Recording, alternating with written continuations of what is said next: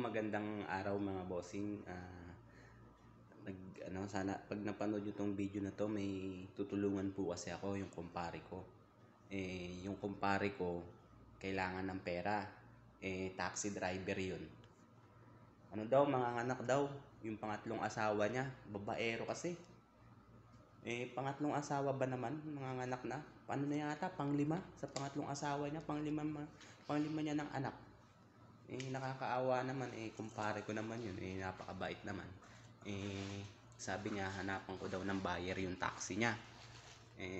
Nagbabaka sakali din naman ako ng mga tulong, o kung gusto nyo rin ng taxi. Ano na siya, naka-register na siya, may prangkisa na siya, may lisensya na siya. Driver na lang, ikaw na lang ang kulang, tsaka yung pambayad mo. Yun na lang, kasi makakatulong ka pa, magkakaroon ka pa ng sariling negosyo. Yan yung taxi, di ba? Negosyo. Oo. Basta may driver's license ka, tsaka authorized ka mag-drive ng taxi. O kaya gano'n ka, ipa-boundary mo, ipa-drive mo sa iba. Location niya, basta along Maynila lang. Yung mga sa Maynila lang, yung mga natin sa Tandang Sora. Nakakaawa naman, tutulungan ko na. Sa katunayan niya, binigay niya sa akin binadala niya sa akin yung taxi. Maganda talaga. Maganda talaga yung taxi niya. Maganda pa yung andar. Matipid sa gasolina. Kaya nakakaawa kasi, tulungan naman natin yung kumpare ko.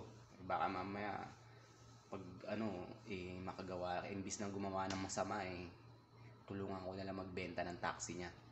At sana matulungan nyo rin ako sa may mga gusto magkaroon ng taxi dyan. Ang contact number ko po nasa baba po, nasa comment section. At pakishare na lang rin po to.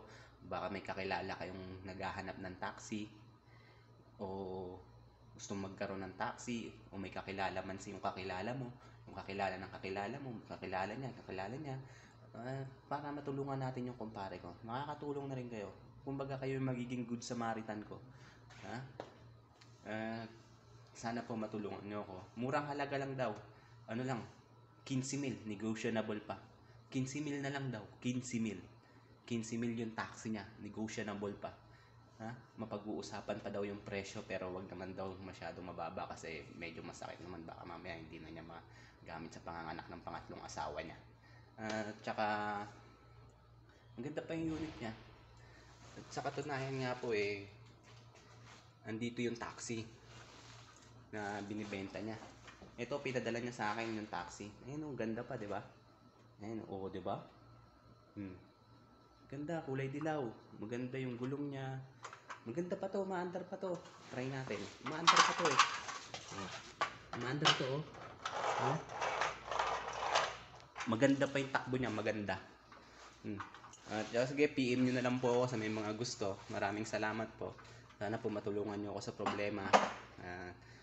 Much love and God bless po.